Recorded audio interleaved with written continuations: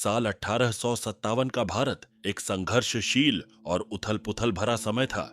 दिल्ली, जो कभी मुगल साम्राज्य का गौरवशाली केंद्र हुआ करती थी, अब अंग्रेजी हुकूमत के नियंत्रण में थी। मुगलों का साम्राज्य अब अपने अंतिम चरण में था और बहादुर शाह जफर को केवल एक नाम मात्र का सम्राट माना जाता था।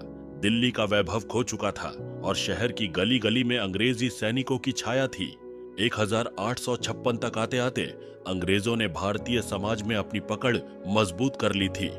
अंग्रेजों का व्यापारिक उद्देश्य अब पूरी तरह से राजनीतिक वर्चस्व में बदल चुका था।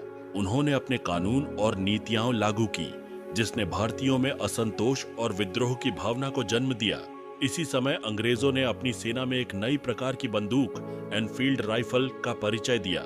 इसके कारतूस को दांतों से काटना पड़ता था और यह अफवाह फैल गई कि इसमें गाय और सूअर की चर्बी का उपयोग होता है। इस अफवाह ने हिंदू और मुस्लिम सैनिकों की धार्मिक भावनाओं को ठेस पहुंचाई और यह विद्रोह की चिंगारी बनी। 10 मई 1857 को मेरठ में स्थित भारतीय सिपाहियों ने अंग्रेजी अधिकारियों के खिलाफ विद्रोह कर दिया।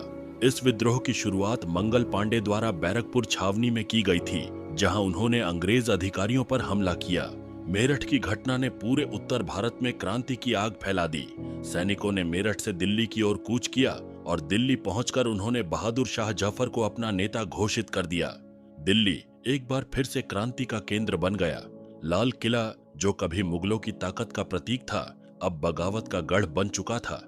सिपाहियों ने जफर को अंग्रेजों के खिलाफ संघर्ष करने के लिए प्रेरित किया।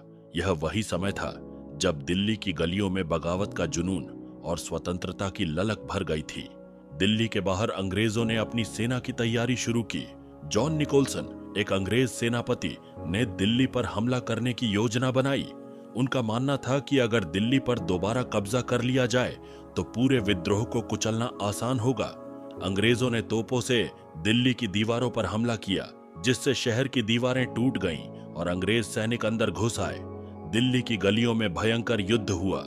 विद्रोही सैनिकों ने अंग्रेजों का डटकर सामना किया, लेकिन अंग्रेजों की आधुनिक हथियारों और संगठित सेना के सामने वे टिक नहीं पाए। दिल्ली की सड़कों पर खून बहता रहा और यह साफ हो गया कि विद्रोहियों के लिए यह लड़ाई जीतना मुश्किल था। सितंबर 1857 में अंग्रेजों ने लाल किले पर अपना कब्जा दोबारा जमा लिया। विद्रोहियों को बेरहमी से कुचल दिया गया। दिल्ली के अधिकांश हिस्से में विद्रोह का अंत हो चुका था, लेकिन इसके बावजूद कुछ छोटे छोटे समूहों ने संघर्ष जारी रखा। विद्रोह के बाद अंग्रेजों ने क्रूरता से दमन की नीति अपनाई। बहादुर शाह जफर को गिरफ्तार कर लिया गया और उन्हें दिल्ली से निर्वासित कर बर्मा, अब म्यांमार, भेज दिया गया। जफर को एक साधारण कैदी की तरह बर्मा में रखा गया, जहां उनका जीवन एकांत और गरीबी में बीता। उन्होंने वहीं अपने आखिरी दिनों में शायरी लिखी, जिसमें उन्होंने अपने दुख और निराशा को व्यक्त किया। 1857 का विद्रोह, जिसे पहली स्वतंत्रता संग्राम कहा जाता है, सफल नहीं हो सका, लेकिन यह भारत के स्वतंत्रता आंदोलन की नींव बन गया। अंग्रेजों ने विद्रोहियों के खिलाफ कड़ी सजा दी। हजारों सैनिकों को मौत के घाट उतार दिया गया और कई लोगों को फांसी दी गई। दिल्ली, जो कभी भारत की सांस्कृतिक और राजनीतिक राजधानी थी, अब पूरी तरह से अंग्रेजी शासन के अधीन हो चुकी थी। इस विद्रोह के बाद भारत में अंग्रेजी शासन ने अपनी पकड़ और मजबूत कर ली। 1588 में अंग्रेजी ईस्ट इंडिया कंपनी का शासन समाप्त कर दिया गया और भारत सीधे ब्रिटिश ताज के अधीन हो गया। रानी विक्टोरिया ने घोषणा की कि अब भारत का शासन ब्रिटिश सरकार के हाथों में होगा। इस घटना ने भारत के इतिहास में एक नए अध्याय की शुरुआत की, एक ऐसा युग जहां भारतीयों के संघर्ष ने उन्हें भविष्य की स्वतंत्रता के लिए तैयार किया।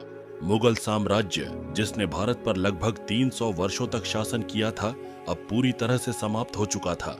बहादुर शाह जफर, आखिरी मुगल सम्राट, एक निर्वासित कवि के रूप में इतिहास में दर्ज हो गए। उनकी कविताओं में उनके दर्द और बेबसी की झलक मिलती है। कितना है बदनसीब जफर, दफन के लिए 2 गज जमीन भी न मिली कुएं यार में। दिल्ली, जिसने कई साम्राज्यों का उदय और पतन देखा था, अब अंग्रेजी हुकूमत की राजधानी बन चुकी थी।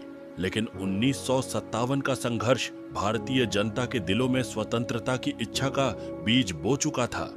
आने वाले दशकों में यह बीज एक विशाल वृक्ष बना और अंततः 1947 में भारत ने अपनी स्वतंत्रता प्राप्त की।